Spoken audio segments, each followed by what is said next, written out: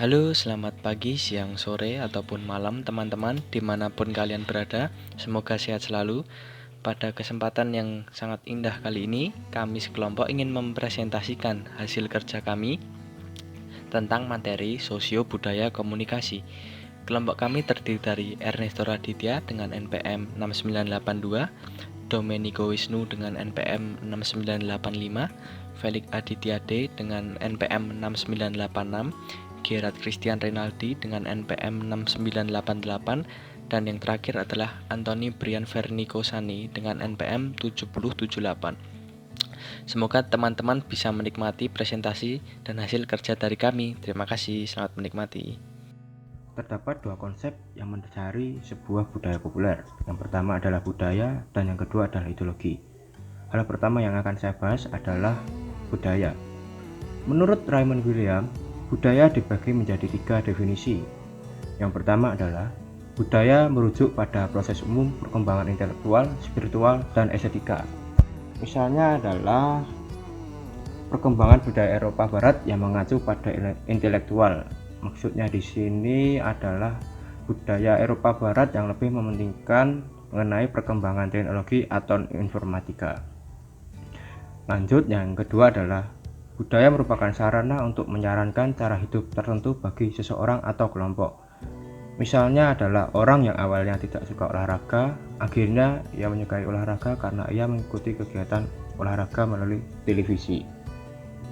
Yang ketiga atau yang terakhir adalah budaya dapat digunakan untuk merujuk pada karya atau praktik intelektual dan terutama aktivitas artistik.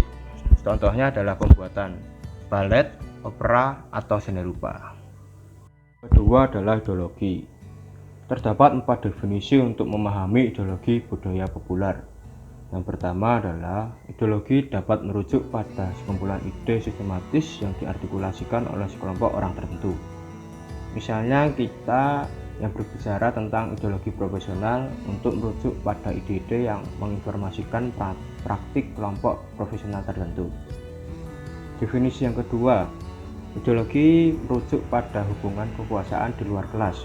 Misalnya adalah kaum feminisme yang berbicara tentang kekuatan ideologi patriarki. Yang ketiga adalah ideologi terkait dengan karya awal ahli teori budaya Prancis yaitu Roland Barthes. Barthes berpendapat bahwa ideologi beroperasi pada tingkat konotasi yang seringkali tidak disadari dapat dibuat dan dibawa. Misalnya adalah siaran politik Partai Konservatif yang disiarkan pada tahun 1990. Siaran itu berisi tentang Partai Konservatif yang mencoba atau berusaha untuk memperbaiki konotasi dari kata sosialisme. Definisi keempat dari ideologi sangat berpengaruh di tahun 1070-an dan awal 1080-an. Definisi keempat ini dikembangkan oleh filsuf Prancis yaitu Louis Althusser. Althusser melihat bahwa ideologi tidak hanya sebagai tubuh ide, tetapi sebagai praktik material. Maksud dari pendapatnya tersebut adalah bahwa ideologi dijumpai dalam praktik kehidupan sehari-hari dan bukan hanya dalam gagasan tertentu tentang kehidupan sehari-hari. Seperti itu. Setelah membahas dua konsep penting dari budaya populer, sekarang saya akan membahas budaya populer itu sendiri. Terdapat beberapa cara untuk mendefinisikan budaya populer. Titik awal untuk mendefinisikan budaya populer adalah dengan mengatakan bahwa budaya populer hanyalah budaya yang disukai secara luas oleh banyak orang. Cara yang kedua untuk mendefinisikan budaya populer adalah dengan mengatakan bahwa budaya populer adalah budaya massa. Hal pertama yang ingin dibangun oleh mereka yang menyebut bahwa budaya populer sebagai budaya massa adalah bahwa budaya populer adalah budaya yang komersial. Definisi yang ketiga berpendapat bahwa budaya populer adalah budaya yang berasal dari rakyat. Menurut definisi ini, istilah itu harus digunakan untuk menunjukkan budaya asli dari rakyat. Memang budaya rakyat ini merupakan budaya yang dibuat oleh rakyat dan untuk rakyat itu sendiri. Definisi yang keempat dari budaya populer mengacu pada analisis politik dari Italia yaitu Antonio Gramsci. Gramsci menggunakan istilah hegemoni untuk merujuk pada cara di mana kelompok-kelompok dominan dalam masyarakat berusaha untuk mendapatkan persetujuan dari kelompok-kelompok bawah dalam masyarakat. Mereka yang menggunakan pendekatan ini melihat bahwa budaya populer sebagai tempat pertarungan antara kelompok-kelompok bawahan dengan kelompok-kelompok dominan. Terima kasih. Halo, selamat pagi, siang, sore, dan malam. Perkenalkan, nama saya Anthony Brian Vernikosani dengan NPM 190907078. Oke, pada perjumpaan kali ini aku Brian Sani 190907078 akan membahas chapter 2 yang berjudul Budaya dan Tradisi Peradaban. Nah, di chapter 2 ini tuh terdiri dari 3 subbab. Yang pertama, langsung aja aku akan membahas tentang subbab yang pertama, yaitu Matthew Arnold. Nah, Matthew Arnold ini sendiri pada tahun 1822 hingga 1888 adalah penulis signifikan pertama tentang tradisi budaya dan peradaban. Arnold adalah seorang penyair dan kritikus sastra yang juga mengajar pada rugby school dan seorang pemilik sekolah. Ia menjadi sangat terkenal melalui bukunya Culture and Anarchy. Bagi Arnold, budaya adalah penelitian yang sempurna atau tentang studi kesempurnaan, mengarah pada kesempurnaan untuk mencapai harmoni dengan mengembangkan semua aspek kemanusiaan kita, atau kesempurnaan harmonis yang mengembangkan sesama aspek kemanusiaan kita, serta kesempurnaan umum untuk mengembangkan semua bagian dari masyarakat kita. Orang menjadi berbudaya melalui kerja keras mencari kesempurnaan. Dari perspektif Arnold, mengejar kesempurnaan menjadi tidak umum di Inggris pada abad ke-19. Orang juga menjadi materialistis dan terlalu sibuk dengan mesin dan produknya. Arnold menganjurkan penyembah mesin dan urusan eksternal dan mengeluh tentang bahaya menyamakan peradaban dengan kemakmuran material. Arnold melihat kelas pekerja perkotaan sebagai kelompok yang berbahaya dan tidak berbudaya. Mereka kehilangan rasa hormat terhadap para pemimpin sosial dan masih merasa mampu melakukan apa saja yang bisa mereka kehendaki. Hal ini menyebabkan protes politik yang berbahaya dan bisa membawa anarkis yang menghancurkan peradaban dan budaya. Oke, berikutnya di subbab kedua yaitu Leavisme. Leavis menulis banyak artikel tentang penurunan budaya di tahun 1930-an. Ia banyak meminjam dari karya-karya Matthew Arnold yang tadi sebelumnya. Dalam banyak hal, karya-karya Leavis dianggap menerapkan pandangan Arnold dalam konteks abad ke-20. Sebelum dia menulis, semua bagian media massa yang tumbuh telah menjadi target atau fokus dari serangannya yang paling kejam dalam budaya dan lingkungan. Leavis dan Thompson dengan bangga mengulas budaya era pra-industri. Mereka berargumen bahwa ada budaya yang kaya di antara orang-orang biasa yang dapat berkembang secara alami atas dasar kehidupan biasanya. Karena industrialisasi dan urbanisasi, semua ini lenyap. Leavis mengeksplorasi konsekuensi dari hilangnya budaya apresiasi seni dan sastra rakyat atau budaya rakyat. Ia mengklaim masa lalu bahkan apa yang dianggap sebagai budaya kelas pengetahuan atau budaya Gaume dapat diakses publik. Bukan hanya para elit budayawi yang datang menyaksikan drama-drama Shakespeare ketika pertama kali dipentaskan, tetapi juga sekumpulan masyarakat biasa. Boleh jadi bahwa mereka tidak mampu mengapresiasi semua kerumitan Shakespeare. Namun, mereka dapat menikmati drama-drama pada level yang lebih sederhana dibandingkan sebagian audiens yang berasal dari kelompok yang lebih berbudaya. Leavis percaya bahwa perlindungan budaya bergantung pada kepemilikan atau pemesan hak-hak etnis minoritas yang sangat berselera tinggi. Bagi Leavis, masalahnya menjadi lebih rumit, konsekuensi perubahan sosial budaya pada warga lainnya. Leavis mengira itu menyebabkan kehancuran budaya dipengaruhi oleh modernisasi seperti perkembangan kendaraan listrik, penyebaran budaya Amerika, kehancuran keluarga, dan hasil dari strategi penjualan yang lebih baik serta lebih banyak produksi massal dan standarisasi. Oke, yang terakhir subbab C berjudul Budaya Massa di Amerika, Debat Pasca Perang. Setelah Perang Dunia Kedua, Amerika Serikat menjadi kekuatan industri terkemuka di dunia. Dukungan pemerintah yang murah hati untuk pendidikan dan pinjaman perumahan ditambah dengan ekonomi yang berkembang pesat. Ini berarti menandakan bahwa pendapatan orang Amerika setelah Perang Dunia ini lebih tinggi daripada sebelumnya. Selain itu, setelah Perang Dunia Kedua, Amerika mengalami kesuksesan sementara dari konsensus budaya dan politik yang seharusnya didasarkan pada liberalisme, pluralisme, dan tanpa kelas.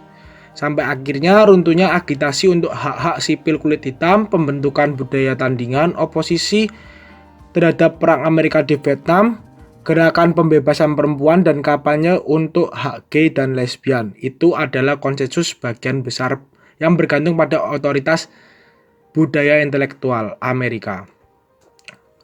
Andre Ross menghabiskan sebagian besar waktunya untuk menghubungkan perdebatan tentang ideologi Perang Dingin tentang penahanan. Kebutuhan untuk menjaga kesehatan politik tubuh baik di dalam, berarti dari bahaya kemiskinan budaya, dan di luar, yang berarti dari bahaya komunisme Soviet. Dia mengidentifikasi 3 posisi dalam debat.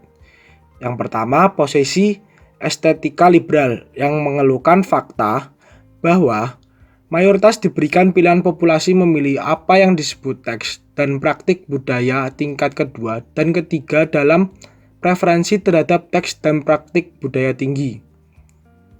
Lalu yang kedua, posisi korporasi liberal atau progresif evolusionis yang mengklaim populer budaya melayani fungsi jinak dalam mensosialisasikan orang-orang ke dalam kenikmatan konsumsi dalam masyarakat kapitalis konsumeris baru. Lalu yang ketiga, posisi radikal atau sosialis yang memandang budaya massa sebagai bentuk atau sarana untuk mengontrol sosial.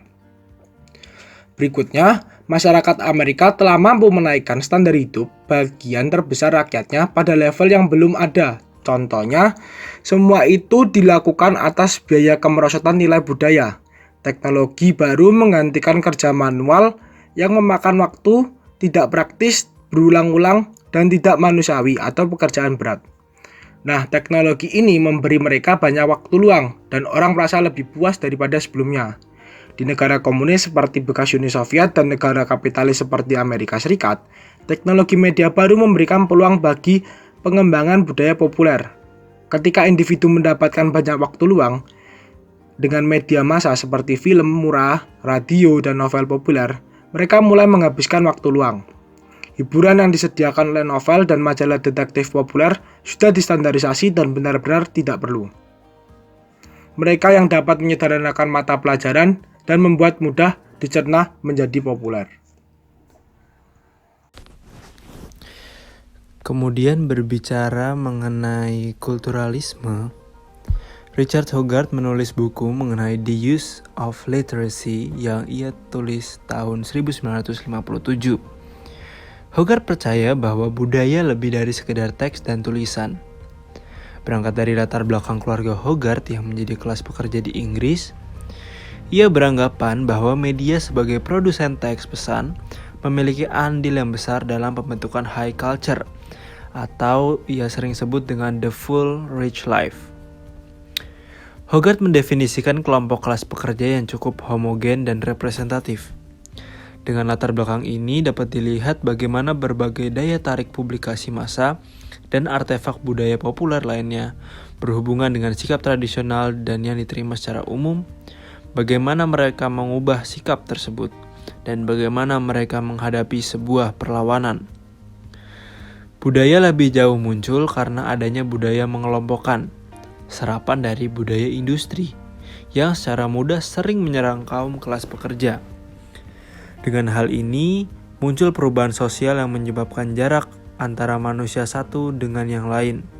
Maka dari itu, literasi mengenai teks sangat diperlukan dalam memahami sebuah kulturalisme. Kemudian Raymond Williams menuliskan The Analysis of Culture. Singkatnya, Raymond Williams membagi 3 general kategori dalam definisi budaya. Yang pertama ada ideal. Ideal ini singkatnya membahas mengenai budaya terbentuk dari preferensi banyak pihak.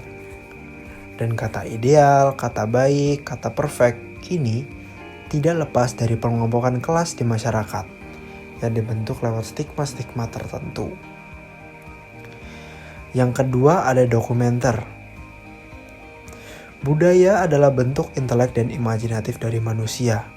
Maka dari itu bisa dibilang budaya adalah semacam dokumenter yang berbasis pada pengalaman yang terekam dalam peradaban manusia. Apa yang kita lakukan sekarang adalah basis dari dokumentasi masa lalu.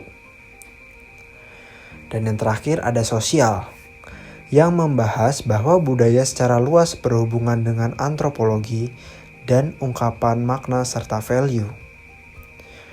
Dengan ini, William sangat berharap manusia harusnya bisa peka dalam menganalisis apa yang akan terjadi dalam masyarakat ke depan. Perbedaan antara Lewisisme dan William adalah secara garis besar, Lewisisme membahas mengenai budaya hierarki, yang notabene mengenai perbedaan dan penghormatan. Sementara itu, William lebih membahas mengenai common culture, atau budaya dilihat secara umum. Common culture juga dapat dimaknai adalah budaya sehari-hari atau budaya yang dapat kita lihat di sekitar kita. Lewisisme juga menjabarkan bahwa budaya merupakan capaian titik tertinggi daripada peradaban manusia.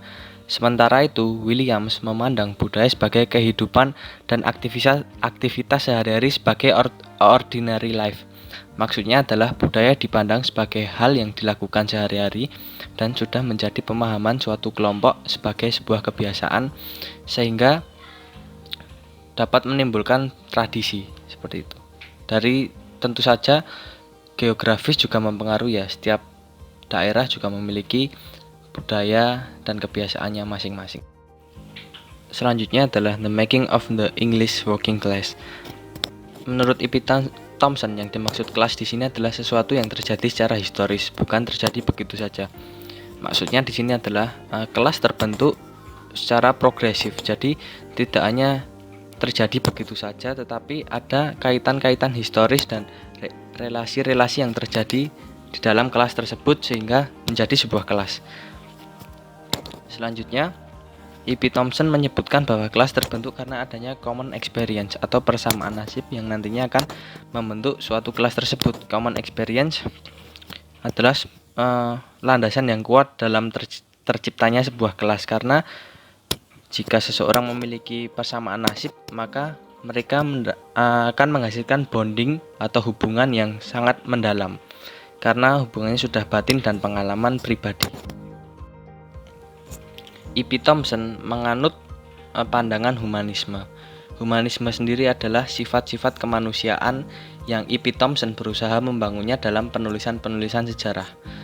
Personal experience adalah pengalaman-pengalaman pribadi yang oleh para pekerja yang sangat diperhatikan oleh E.P. Thompson, karena personal experience ini adalah salah satu unsur humanisme yang paling mendasar, karena pengalaman-pengalaman personal adalah sebenarnya sejatinya sebuah sejarah tersebut. Ia berpendapat bahwa pengalaman dari pekerja di Inggris harusnya ditulis dan lebih diperhatikan pada penulisan sebuah sejarah tertentu, khususnya sejarah Inggris, pekerja Inggris ini. Selanjutnya ada kutipan dari E.P. Thompson yang berkata, "If you want a generalization, I would have to say that the historian has got to be listening all the time." Dikutip dari E.P. Thompson. Arti dari perkataan tersebut adalah budayawan ataupun peneliti tidak dapat secara asal menggeneralisasikan sesuatu. Ia harus selalu mendengarkan mereka-mereka yang merasakan langsung fenomena-fenomena yang ada di lapangan, sehingga histori atau sejarah tersebut adalah benar-benar yang terjadi dan tidak ada pengaruh-pengaruh dari orang-orang yang berkuasa lain. Thompson dari pendapatnya sebenarnya ingin membangunkan lagi pengalaman pekerja, sehingga menimbulkan makna bahwa pekerja itu juga berpengaruh bagi sosial dan memiliki fungsi di tengah masyarakat. Karena pada sejarahnya, pekerja-pekerja di Inggris sering mendapatkan diskriminasi berupa kelas-kelas yang dibagi-bagi, sehingga dari munculnya kelas-kelas tersebut sering terjadi sebuah diskriminasi yang dialami oleh para pekerja di Inggris. Selamat pagi, siang, dan sore, dan malam teman-teman. Pada kesempatan kali ini saya, Domenico Wisnu Indrajaya, akan menjelaskan mengenai teori sosio budaya dalam komunikasi. Yang pertama adalah kita masuk pada bagian pengantarnya terlebih dahulu. Perspektif teori sosio budaya beranggapan bahwa media itu mungkin memiliki kekuatan untuk menyusup ke dalam dan mengubah pemahaman kita tentang diri kita sendiri dan kehidupan sosial kita. Media bahkan mampu mengubah pandangan kita terhadap diri kita dan hubungan kita dengan orang lain, seperti image yang dihasilkan yang ada dalam diri kita. Nah, media itu juga telah menjadi sarana utama yang mana sebagian besar dari kita mengalami proses belajar tentang berbagai aspek kehidupan melalui media tersebut. Bahkan saat kita tidak belajar secara langsung dari media, kita belajar dari gagasan seseorang, yang dimana seseorang itu mendapatkan gagasan tersebut dari sebuah media. Kita masuk pada bagian yang pertama, yaitu the cultural turn in media research. Cultural theories of media dapat dibagi menjadi dua perspektif, yaitu perspektif interpretatif mikroskopis dan perspektif struktural makroskopis. Nah, perspektif interpretatif mikroskopis ini dapat disebut juga dengan cultural studies, dan perspektif struktural makroskopis dapat disebut dengan political economy theory. Perspektif interpretatif mikroskopis fokus pada individu-individu dan kelompok-kelompok sosial yang menggunakan media untuk membentuk dan membantu pembentukan budaya yang membentuk kehidupan sehari-hari. Perspektif ini kurang memperhatikan konsekuensi media terhadap tatanan sosial. Kemudian, perspektif struktural makroskopis fokus pada institusi media yang terbentuk dalam sebuah sistem ekonomi kapitalis. Pandangan ini fokus pada cara elit mengoperasikan media untuk menghasilkan keuntungan dan menerapkan pengaruhnya kepada masyarakat. Nah, dalam perspektif struktural makroskopis dikenal dengan sebuah istilah budaya hegemoni atau hegemonic culture. Budaya hegemoni merupakan budaya yang dipaksakan dari atas atau pihak luar yang dominan untuk memenuhi atau melayani kepentingan mereka dalam status sosial. Selanjutnya kita masuk pada bagian yang kedua, yaitu makroskopik versus mikroskopik teoris. Perspektif mikroskopis tertarik pada apa yang terjadi pada dunia sekitar masyarakat secara langsung, seperti yang berbau duniawi atau sepele, trivial, dan rutinitas yang mungkin biasa kita lewatkan dengan sedikit breakdown atau tidak dengan kesadaran penuh. Sedangkan perspektif makroskopis memandang media sebagai industri yang mengubah budaya menjadi komoditas untuk dijual dan mendapatkan keuntungan. Nah, kemudian selanjutnya kita masuk pada bagian yang ketiga, yaitu critical theory. Critical theories secara terbuka mendukung atau mengadaptasi nilai tertentu dan menggunakan nilai tersebut untuk mengevaluasi dan mengkritik status quo. Penyediaan berbagai cara lain atau alternatif untuk menginterpretasikan fungsi sosial media massa. Sebagai contoh adalah bagaimana sebuah industri media telah dianggap memberatkan atau mencegah masalah teridentifikasi atau tersampaikan dan terselesaikan. Tema umum dalam teori kritis media adalah bahwa produksi konten sangat dibatasi dan terbatas, sehingga secara tak terelakkan memperkuat status quo dan mempersulit upaya untuk melakukan perubahan sosial yang konstruktif. Kemudian kita masuk pada bagian selanjutnya, yaitu sedikit sejarah tentang berkembangnya teori budaya di Eropa. Di Eropa, pembentukan Grand Social Theory masih menempatkan perhatian pada ilmu sosial dan humaniora setelah Perang Dunia Kedua. Mass Society Theory, salah satu contoh dari European Style Grand Social Theory pada abad 19.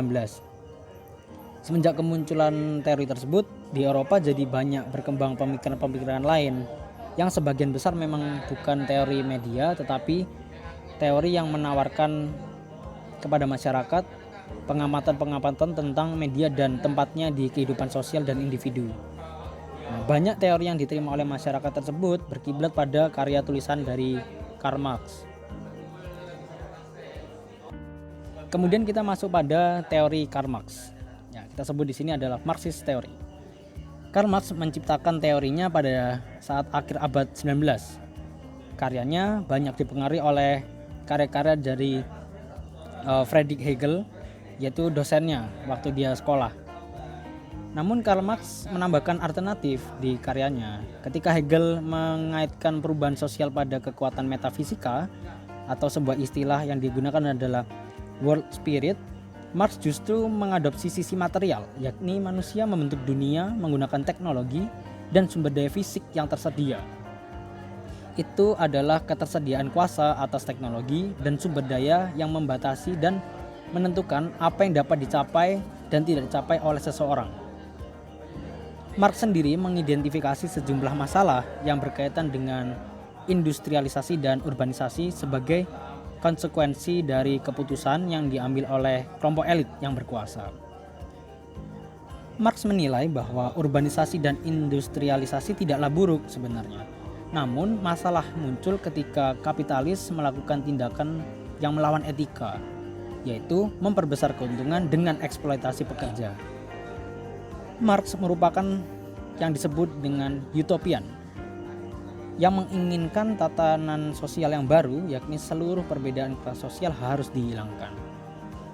Mereka, para kapitalis dan buruh, menurut Karl Marx harus mampu bekerja sama, memegang sarana-sarana produksi tersebut. Jadi punya control over means production, sehingga mereka mampu membangun tatanan sosial yang egaliter atau yang setara, yang adil, yang dia disebut dengan komunisme.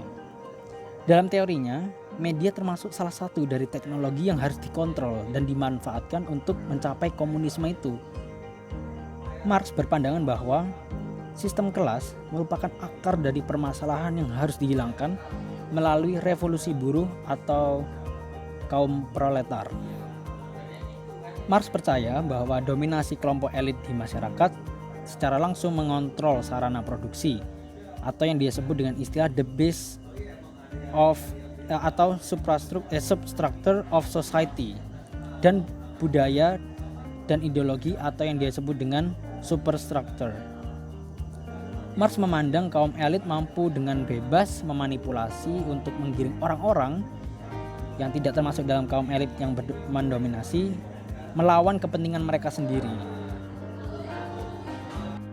Kita masuk pada bagian selanjutnya, yaitu The Frankfurt School. Berbeda dengan para teoris lainnya yang berkiblat Marxisme dan Neo-Marxisme, Frankfurt School mengombinasikan pandangan Marxisme dan hermeneutika. Hermeneutika merupakan aliran filsafat yang mempelajari tentang interpretasi makna atau pemahaman. Tulisan-tulisan karya Frankfurt School mengidentifikasi dan mempromosikan berbagai bentuk high culture seperti simfoni musik, great literature, dan seni.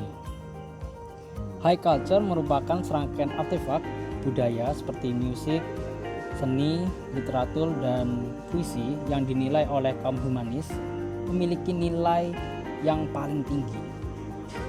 Menurut Bloom, para humanis memandang teks sebagai kekuatan pemeradaban atau civilization dalam masyarakat. Oscar Neck berargumen bahwa tulisan-tulisan Frankfurt School lebih baik dipahami dalam lingkup politik. Dalam salah satu tulisan yang paling berpengaruh, Adorno dan Horkheimer yang merupakan anggota atau dari Frankfurt School mengkritik media massa sebagai culture industry. Namun demikian, para penganut aliran humanis fokus pada konten media spesifik, sedangkan Horkheimer dan Adorno mempertanyakan mengenai industri yang lebih besar yang menghasilkan konten. Nah, culture industries tadi itu merupakan media massa yang mengubah budaya tinggi atau high culture dan budaya rakyat atau folk culture sebagai komoditas yang dijual untuk keuntungan atau profit. Nah, kemudian kita masuk pada bagian selanjutnya, yaitu Marshall McLuhan, The Medium is the Message and the Message. Jadi McLuhan ini itu adalah salah satu teoris yang berpengaruh, yang dia itu juga membahas mengenai keterkaitan antara komunikasi, media massa dan dampaknya pada budaya masyarakat. Nah, selama tahun 1960-an, sarjana literatur berkebangsaan Kanada ini, Marshall McLuhan, menjadi terkenal sebagai seseorang yang sangat memahami media elektronik dan dampaknya pada budaya dan masyarakat. McLuhan ini sangat terlatih dalam kritik literatur, namun juga memahami teori komunikasi dan sejarah. Nah, meskipun tulisan-tulisannya berisi beberapa kutipan dari Karl Marx, pemikirannya sebenarnya itu berdasar pada pemahaman sejarah dan peran media dalam karya Harold Innis, politik ekonom berkebangsaan Belanda. Bersama James Carey, yang oleh banyak orang dianggap sebagai pendiri American Cultural Studies dan yang menghormati McLuhan untuk Innis, McLuhan telah menyumbang inspirasi dan legitimasi yang besar untuk teori media, budaya, dan masyarakat makroskopis di Amerika Utara, benua Amerika Utara ya. Dia menulis pada saat perspektif limited effect telah mencapai puncak popularitasnya di antara akademisi lainnya di AS.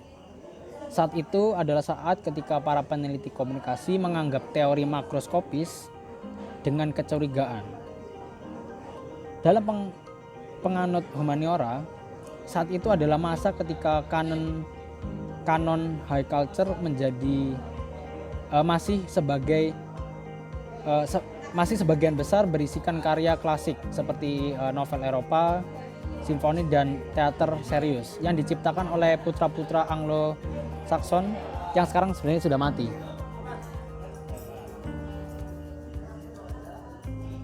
McLuhan fokus pada peran budaya media populer dengan cepat menimbulkan tantangan terhadap gagasan limited effects dan kanon. Teori McLuhan sebenarnya merupakan serangkaian ide menarik terikat pada asumsi-asumsi yang sebenarnya umum. Yang paling sentral dari itu adalah semua media dari alfabet fonetik hingga komputer merupakan perpanjangan dari manusia yang menyebabkan perubahan yang dalam dan kekal di dalam dirinya dan mengubah lingkungannya. Argumennya adalah, inti dari kutipan tersebut adalah perubahan dalam teknologi komunikasi tidak dapat dihindari dan menghasilkan perubahan yang mendalam dalam budaya dan tatanan sosial. McLuhan tidak memiliki hubungan pada pergerakan politik atau sosial manapun sebenarnya. Tapi tampaknya dia siap untuk menerima perubahan apapun yang didikte atau konsekuensi yang dihasilkan dari teknologi komunikasi. Oleh karena dirinya berargumen bahwa teknologi pasti menyebabkan perubahan spesifik terhadap bagaimana seseorang berpikir, masyarakat disusun, dan bentuk-bentuk budaya yang tercipta, dirinya disebut sebagai technological determinist. Apa itu? Itu adalah technological determinist merupakan seseorang yang percaya bahwa segala perubahan sosial, politik, dan ekonomi dan budaya pasti disebabkan oleh penciptaan atau pembauran teknologi di masyarakat. Oke, kita masuk pada bagian selanjutnya dan kita di sini akan mengulas mengenai Harold Innis sendiri yang dikenal sebagai yang mampu memengaruhi pemikiran-pemikiran dari Marshall McLuhan. Nah, Harold Innis merupakan sarjana asal Kanada yang menspekulasikan atau meramalkan secara sistematis mengenai hubungan antara media komunikasi dan berbagai macam bentuk struktur sosial dalam beberapa titik masa di sejarah. Dalam karyanya Empire and Communication tahun 1950 dan The Bias of Communication pada tahun 1951, dia berargumen bahwa kekaisaran Mesir awal, Yunani, dan Roma mereka semua berdasar pada kontrol elit pada kata-kata tertulis atau written word. Dirinya membandingkan kekaisaran tersebut dengan masa sebelumnya, yakni ketika tatanan sosial masih bergantung pada spoken word atau kata-kata yang diucapkan, tidak tertulis, lisan. Harold Innis menegaskan bahwa sebelum elit menemukan kata-kata tertulis, dialog memegang peran dominan dalam diskurs publik dan otoritas politik itu lebih membaur atau diffuse. Kemudian, kata-kata tertulis mulai ditemukan dan mendominasi cara elit berkomunikasi dan kekuatannya membesar seiring penemuan media tulis baru seperti kertas yang dipercaya atau yang kita tahu lebih durable, lebih awet dan tahan lama. Dengan adanya pena dan kertas, elit yang berada di wilayah kecil sebuah kota, misalnya di suatu daerah gitu, dapat mengontrol wilayah yang lebih besar.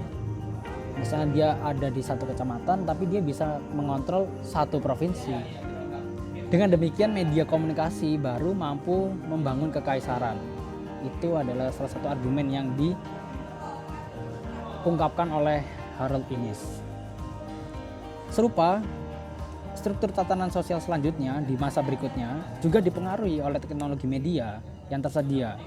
Sebagai contoh, telepon, dan telegraf memungkinkan kontrol yang lebih efektif terhadap wilayah yang lebih luas secara geografis. The changing technology of communication acted to reduce the cost and increase the speed and distance of communication, and thus to extend the geographic size of empires. Dengan demikian, pengenalan teknologi media yang baru telah memberikan elit kemampuan untuk meningkatkan kuasa dalam ruang dan waktu. Innis menelusuri cara elit Kanada menggunakan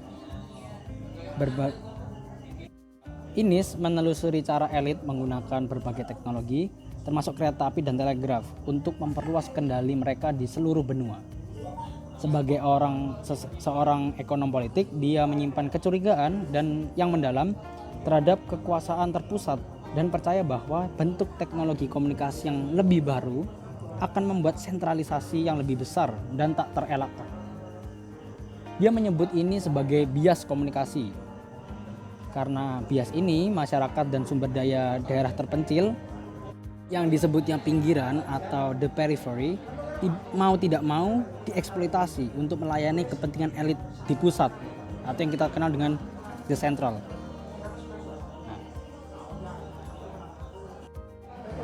Sekarang kita masuk pada bagian terakhir, bagian intinya, yaitu McLuhan Understanding the Media. Dalam argumennya itu terdapat 3 poin utama, 3 kata-kata kunci ya, keywords. Yaitu yang pertama adalah the medium is the message. Menjelaskan bahwa gagasan McLuhan bahwa bentuk baru media mengubah pengalaman kita tentang diri kita sendiri dan masyarakat kita. Dan pengaruh ini pada akhirnya lebih penting daripada konten pesan tertentu. Yang kedua adalah keyword global village. Global village yang dimaksud sini adalah konsep McLuhan tentang bentuk baru organisasi sosial yang muncul sebagai media elektronik yang seketika mengikat seluruh dunia ke dalam satu sistem politik, sistem sosial, dan sistem budaya yang hebat. Yang ketiga adalah the extension of man. Maksud dari keyword ini adalah ide McLuhan bahwa media pada umumnya memperluas penglihatan, pendengaran, dan sentuhan melalui ruang dan waktu bagi manusia atau masyarakat.